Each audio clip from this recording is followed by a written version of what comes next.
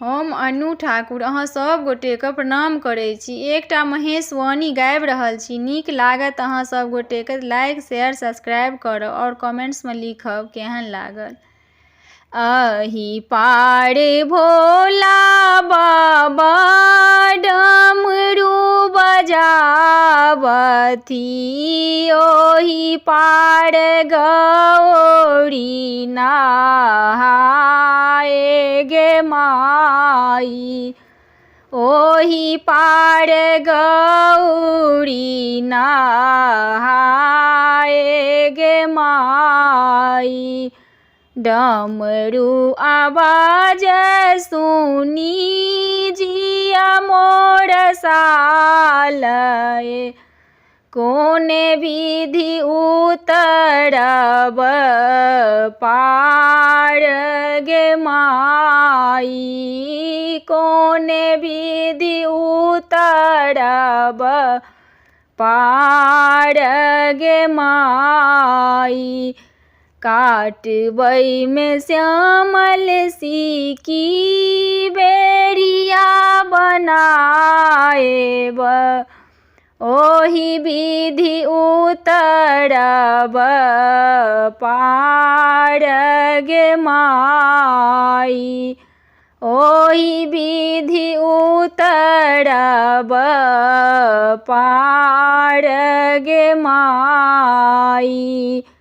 कथी लाए आहे गौरी माघ नहाओल, कथी लाए केलहुँ शिव व्रत गे माई, कथी लाए केलहुँ शिव व्रत गे माई।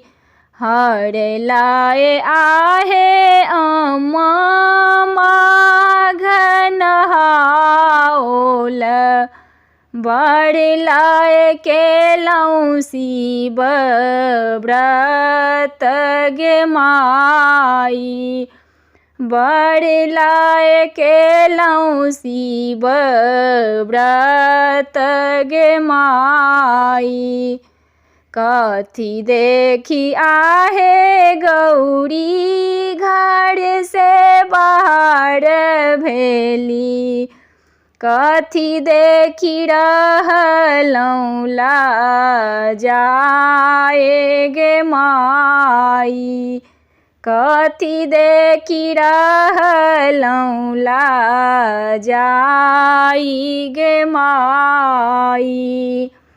बाबा देखी आहे अम्मा घर से बाहर भेलहुँ, बाबा देखी आहे अम्मा घर से बाहर भेलहुँ, शिव देखी रहलहुँ लाजाई गे माई, शिव देखी रहलहुँ लाजाई गे माई।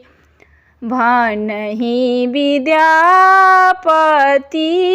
सुनु हे मनायन, इहो थिक त्रिभुवन नाथ गे माई।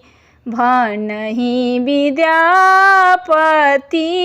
सुनु हे मनायन, इहो थिक त्रिभुवन नाथ गे माई।